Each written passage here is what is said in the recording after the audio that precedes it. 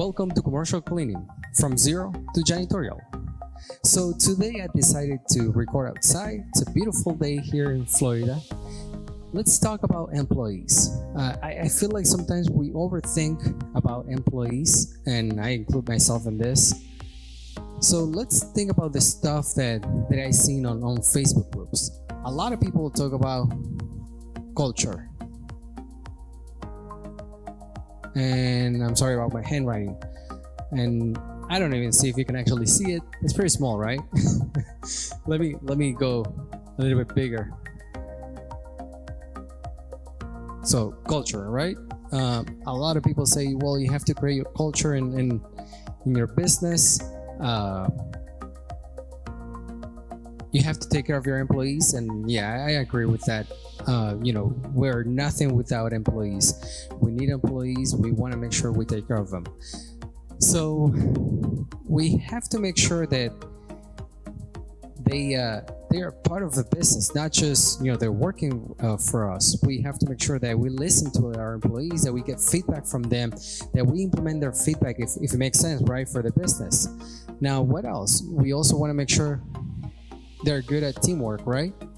And especially if you have teams of 2 or 3 cleaners that go by themselves, we have to make sure that they're good at teamwork. And some of them might be even good at leadership, but there's good and bad leadership.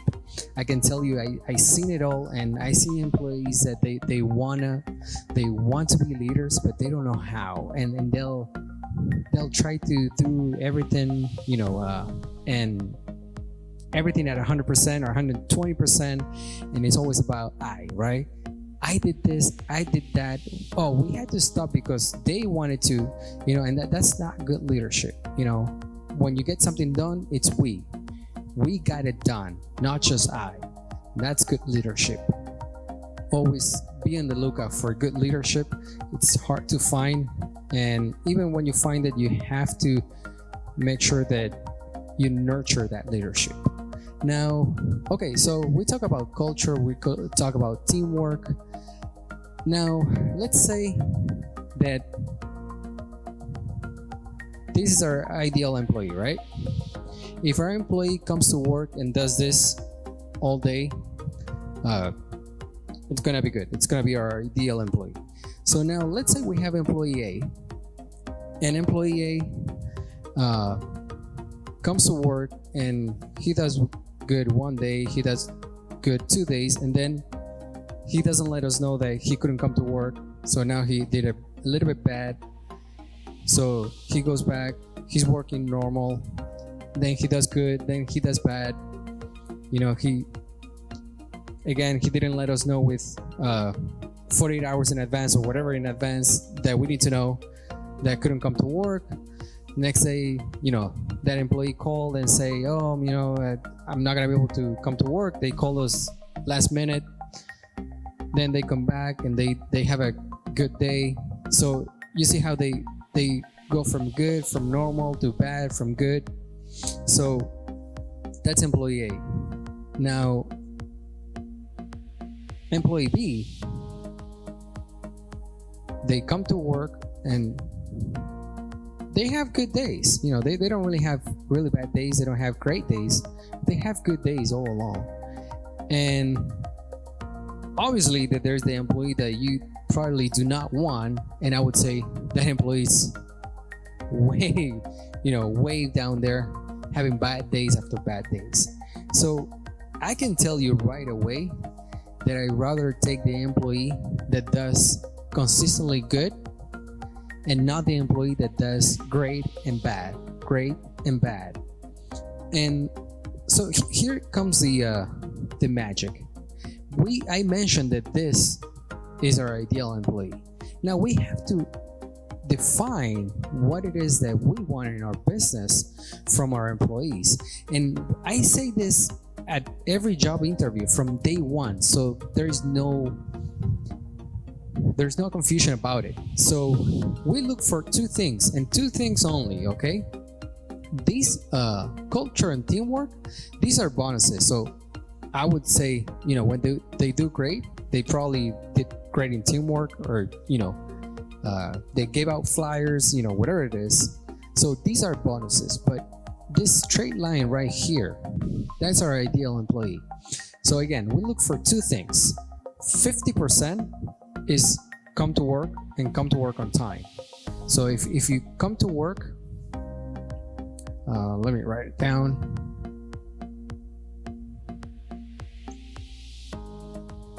Let's say come to work on time. So that's 50% of the equation. Right there, we got 50%. What's the other 50% that I always look at an employee?